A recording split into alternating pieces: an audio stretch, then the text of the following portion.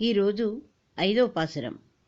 ఈ పాసురంలో గోపికలకు గోదాదేవి చెప్పుచున్నది, ఈ వ్రతమును ఆచరించి ఫలమునకు పొందుటకు మనము ఇదివరకు చేసినటువంటి పాప పనులు అడ్డు వస్తాయేమో, ఫలితం దొరకదేమో అని మీరు భయపడకండి. ఎందుకంటే మన నాయకుడు శ్రీకృష్ణుడు. ఇంకెందుకు మనం భయపడటం?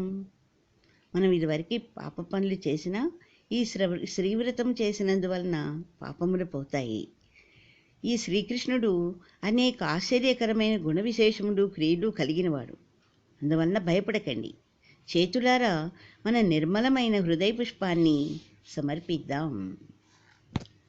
మాయనై మన్ను వడమధురై మైందనై தூய பெருநீர் யமுனை துறைவனை ஆயர்குலத்தினில் தோன்றும் மணி விளக்கை தாயை குடல் விளக்கம் செய்த தாமோதரனை தூயோமாய் வந்து நாம் தூமலர் தூவித்தொஜது வாய் நாற்பாடு மனத்தினால் சிந்திக்க போய பிஜயும் పూదరువా నిర్ణనవం తీయనిల్ తూసాగం సెప్పేలోరెంబాబాయ్.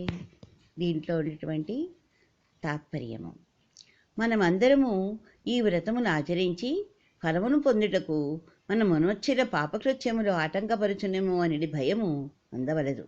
అందులకు కారణమేమన్నా మన వ్రతములకు శ్రీకృష్ణుడే నాయకుడే ఉన్నాడు కదా. అనేక ఆశ్చర్యకముల గుణ విశేషములు క్రియలను కలిగినవాడు అతడు. ఉత్తరమధురకు నిర్వాహకునిగా ఆవిర్భవించి నిర్మలములై గంభీరమైన జలములు గల యమునా నదీ తీరవాసిగా మన కొరకై గొల్లకలుమునందు ఉదయించి ఈ కులమును ప్రకాశింపచేసినటువంటి మంగళకర దీపమై ఉన్నాడు. ఇంకను తన జన్మముచే యశోదాదేవి యొక్క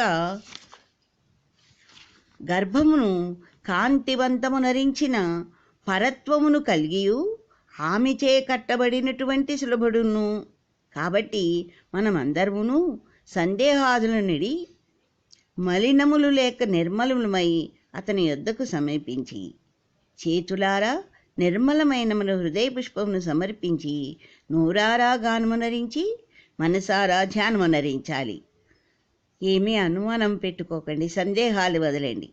తక్షణమే నిల్వైనటువంటి సమస్త పాపరాశియు రాబోయేడి పాపముల యొక్క రాశియును అగ్నియందుంచబడిన దూదిపింజవలే భస్మమయ్యి మన ఈ వ్రతమునకు అవరోధమును తొలగిపోను. అందుచే 2 భగవన్నామమును కీర్తింతము. మన మనసారా మన హృదయమైనటువంటి పుష్పమును సమర్పించామనుకోండి, ఎంతో భక్తితో కృష్ణుడికి ఇదివరకు చేసినటువంటి పాపాలన్నీ కూడా దూదిపింజలై ఎగిరిపోతాయి, అనుమానించకండి అని గోదాదేవి ఈ పాసురంలో చెప్పుచున్నది.